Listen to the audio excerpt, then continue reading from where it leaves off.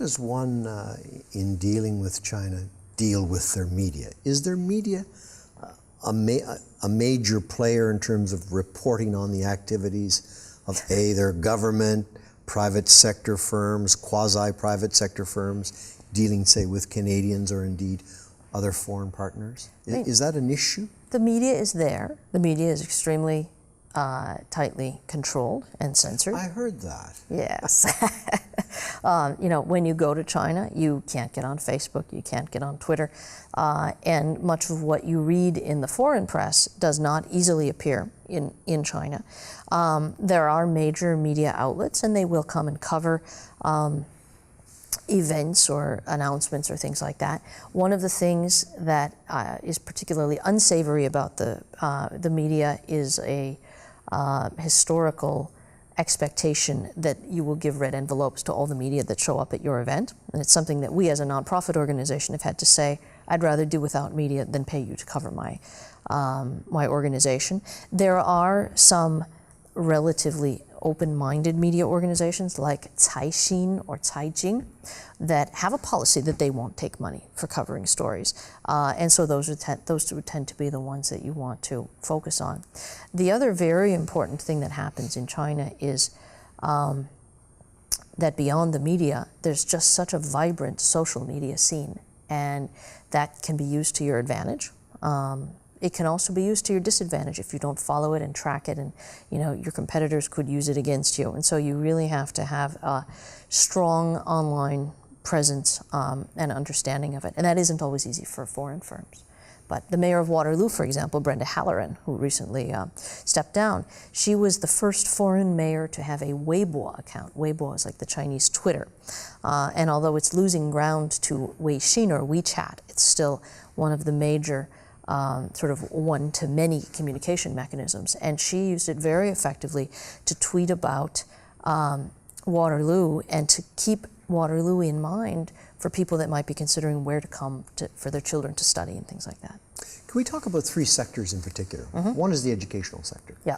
We note from various studies that there's a large number of Chinese young people coming to Canada to pursue their post-secondary studies. Yes. But we don't see very many Canadians going to Chinese schools. No, and in fact, on one of his trips, Prime Minister Harper had made a commitment to try to get 100,000 Canadians to be going to China, which the U.S. has a 100,000 strong initiative, actually with a big organization behind it.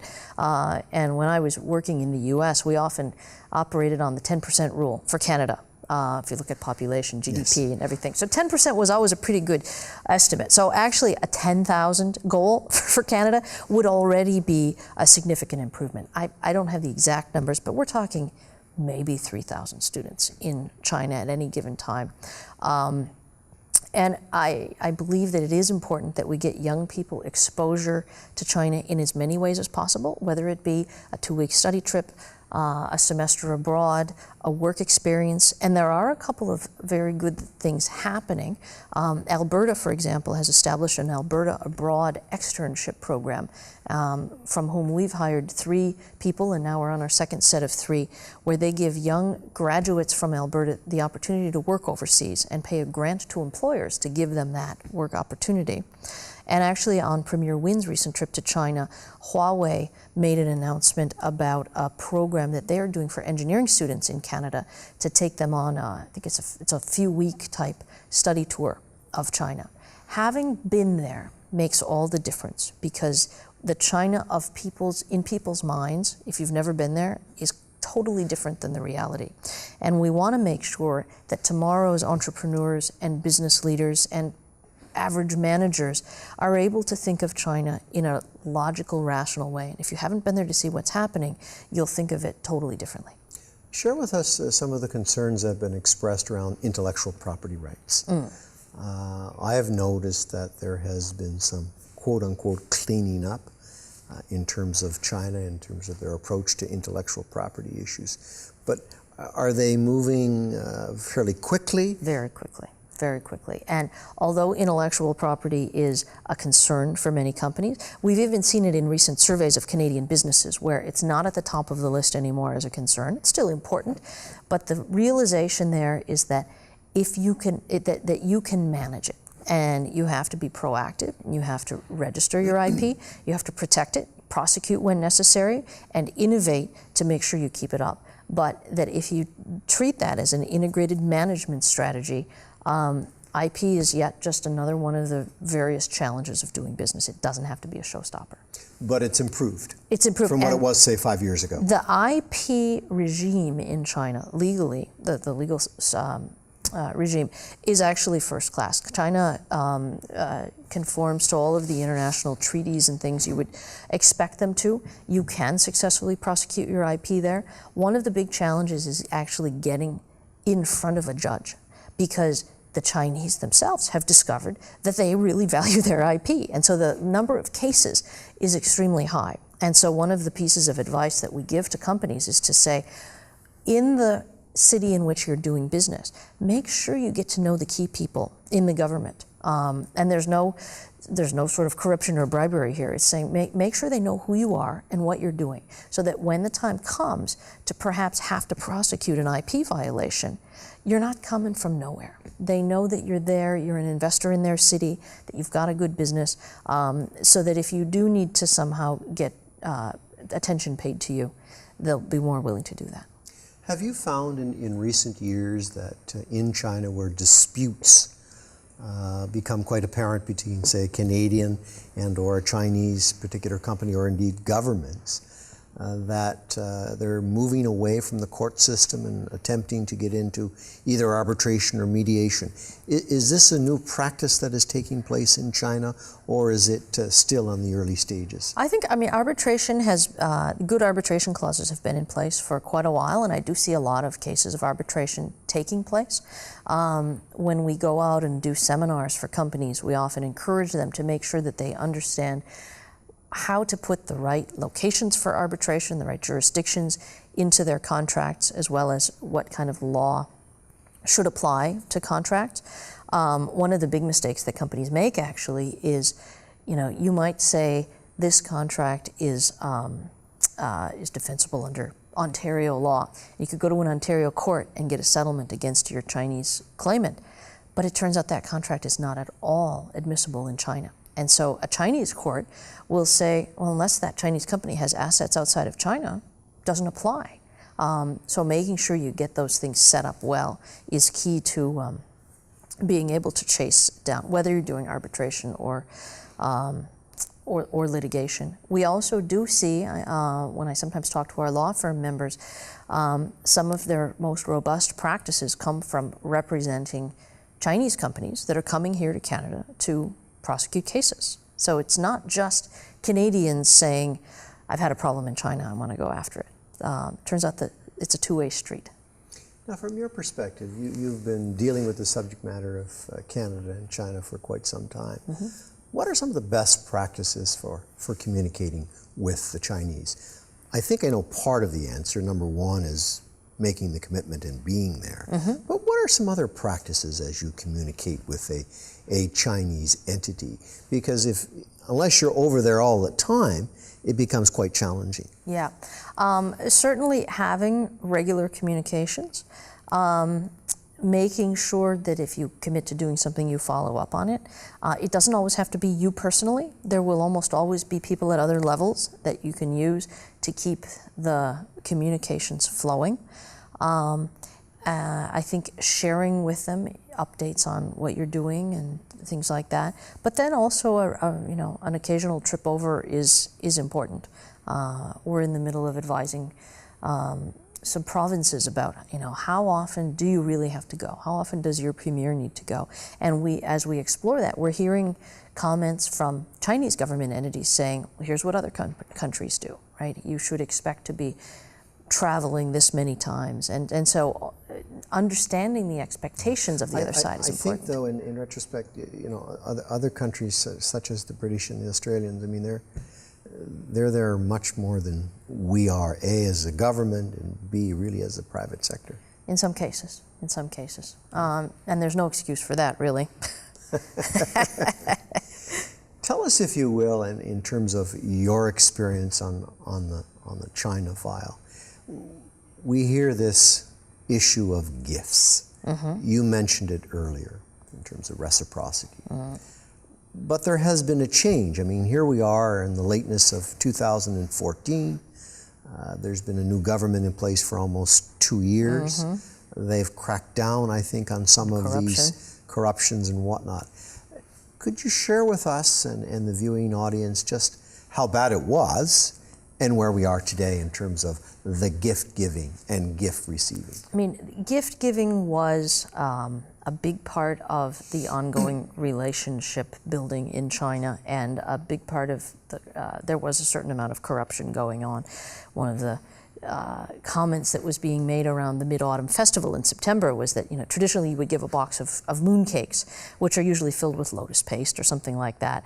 And in some cases, there would be mooncakes filled with cash or gold or things like that. Those were not things that foreign companies would typically get involved in, but they were happening.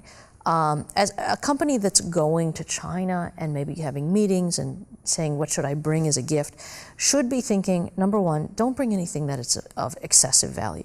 First of all, in any aspect of a relationship like that, don't give or accept something that would be uncomfortable for the other party to reciprocate. If you do bring a gift, for example, it's usually better to have one of your staff talk to the staff of the other side and say, I'm bringing a gift. Is it appropriate? Does the other side want to prepare something too? They don't like to be surprised. And so if you've got something, they might want to have something for you. You'll find more and more that people are happy to say, you know what, we're not going to do a gift exchange this time. We're just fine without it. So taking the temperature of your counterpart to say, how Western are they versus being very traditional Chinese. Having things with your company logo, things of minimal value can be very helpful. And the other thing that we do recommend for gifts is bring something that's unique, Canadian, a set of coins or stamps that might have been done. There's some commemorative stamps for Chinese New Year or something from the Canada Post. Those things can be kind of nice. They're nice to look at, they're nice to present, and it's often nice to give something that shows up well in a photo, because the photo op is always an important part of the conclusion of a meeting. What about the environmental issues in China? Is there now a real move to address those? We've seen where the Chinese have made an agreement with the United States in terms of trying to cap their pollution in China. What's happening on that front? There's a lot happening. China understands that it's not external pressure that's going to make it happen. Internally, people understand that pollution is an issue. I was over there a couple weeks ago, and they were calling the skies APEC blue because for the course of about a week or two, they closed down schools, they closed down government offices, they restricted cars on the street, and factories had to shut down. And we had a week of good air. It wasn't perfect air every day. On the index goes from 0 to theoretically 500, although you do get it above 500. And even on some of these good days, it was still above 100, which I don't consider to be great. A bad day in Toronto is maybe 25, a really bad day. But for the course of a couple weeks, the air was good. All of a sudden, people went back to business, and now there are warnings out that the air in Beijing for the next week will be heavily, heavily polluted. So it's something you feel every day. Are we as Canadians, particularly our entrepreneurs, are we playing on that file of the environment in terms of new technologies, Yes, partnerships? absolutely. How extensive is that? Well, there's a lot of activity. It's tough for Canadian companies because they tend to be small, but one of the companies that signed an agreement in the presence of the Prime Minister a couple weeks ago is a company called Airborne that is basically making air filters using baking soda. It's a lot more complex than that, but essentially that's what they're doing, and they're getting some very good contracts to help clean the air of certain cities. There's another company called Phase Separation Solutions that is doing soil remediation, cleaning up oil fields, cleaning up just brownfield sites, and their business is growing by leaps and bounds because China does understand that they need to clean things up. And when you have cadmium rice or your basic staples of daily food life that end up being contaminated, That's when it hits everybody equally. And as they say, the president of China has to breathe the same air that the lowliest street cleaner has to breathe. And so that's when it becomes an equalization issue. Sarah, we've heard repeatedly, particularly in the media here in Canada, but also the media in the United States, is that the Chinese are long-term players. I'd like you to try to address that particular issue. Are they really long-term players? Is the security supply, whether it be on the energy side, foodstuffs, what have you, is that part of their DNA, or is this something which has just been rolled out as a prop in terms of what's happening in China? Well, certainly that long-term planning cycle is an integral part of how the government works in China, and they do it extremely well. So having a 5-year plan and rolling that over every 5 years and having it be so comprehensive that you can go from the highest level targets right down to individual city or sector level, that's something that very few countries actually do and do well. And it's something as difficult to understand as China can be in many ways. It's an open book in terms of what its goals are. And so if you can understand its goals and figure out how your product or service can help China meet its goals, doors can be open to you extremely readily. So I think China is very good at that sort of long-term planning. Sometimes the comment that you made is used in saying, the Chinese will negotiate a deal that maybe doesn't have that great a return because they're thinking in the long term. I see less and less of that. But that's a relatively new phenomenon. They want a big return on their investment, and the long-term investment, yes, we're interested in that, but we want to make sure that we're getting a healthy return. Yeah, a sort of, nothing out of the ordinary, but I had an oil company executive say to me once, particularly related to the investment they wanted to make in the pipeline that is now how many years still in limbo. He said, a few years ago, my senior executives would have just said, that's fine, let's just let that keep going. He said, but now the focus on bringing shareholder returns and general return on investment is such that they might say, Total wants to sell their operation in Libya after Gaddafi went down, and we think the ROI and that's better than on this pipeline, let's pull out and go buy that. So certainly, this actually in many ways bodes well when you face a challenge of government officials that think that Chinese are not operating by commercial principles. Well, there's a demonstration of commercial principles, right? Exactly. In terms of the Chinese and going forward in our relationship, Canada and the Chinese, if you were to single out the most important thing that we need to do as a private sector, not government, what would it be? One thing, huh? I'll give you two things. Okay. Certainly, I think being vocal about what is in our best interest as a private sector is important, whether it be to say to the Canadian government, we think we should be more aggressive with China. We don't want to lose ground to Australia or other countries. And also having a strategy. If you think at the individual company level, having a strategy for China is very important. Understanding what China means to your company, for or against it, and how you can leverage opportunities there. I think of them as open windows. If there's an open window for you, how do you go after it? If there's not, then how do you just make sure you keep understanding what's happening with China? But would it be fair to say to that Canadian company who are trying to develop a strategy for China that they need to keep in mind that the governments in China, whether it be at the national level or at the provincial level, do play a major role in their economy, and you have to take that into consideration? Yes, and that's one reason why some of the things that we do, for example, the banquets with government officials in place, that's one of the reasons they work so well and why they're still popular after 30 years. Is because the signaling that comes from the government is important to making sure that your Chinese counterpart wants to work with you. It sets the temperature and the pace for how well other levels will work for you, even just down to the smallest company and how well they can do business. The other thing that a Canadian company needs to think about is, how do I leverage government involvement at municipal, provincial, or federal levels to further my own case?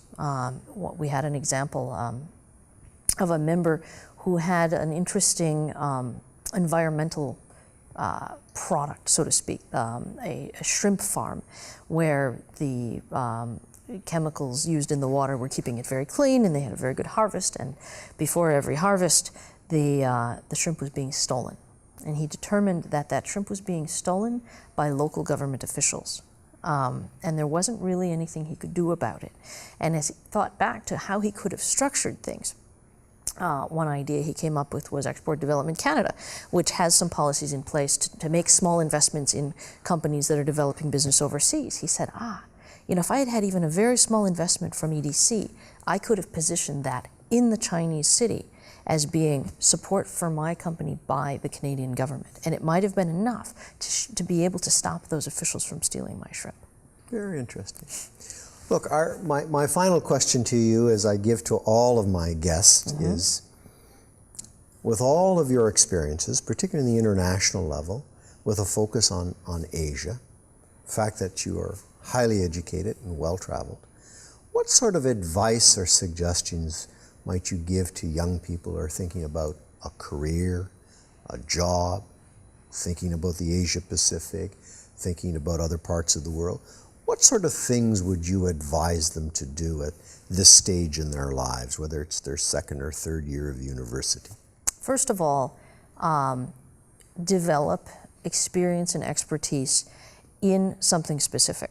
Nobody ever hired me because I speak Chinese. They hired me because I'm a marketer. I know how to bring products to market. I know how to run a business. And I've had people say to me, as they gave me a job in China, it's nice that you speak Chinese, but it's not why I hired you.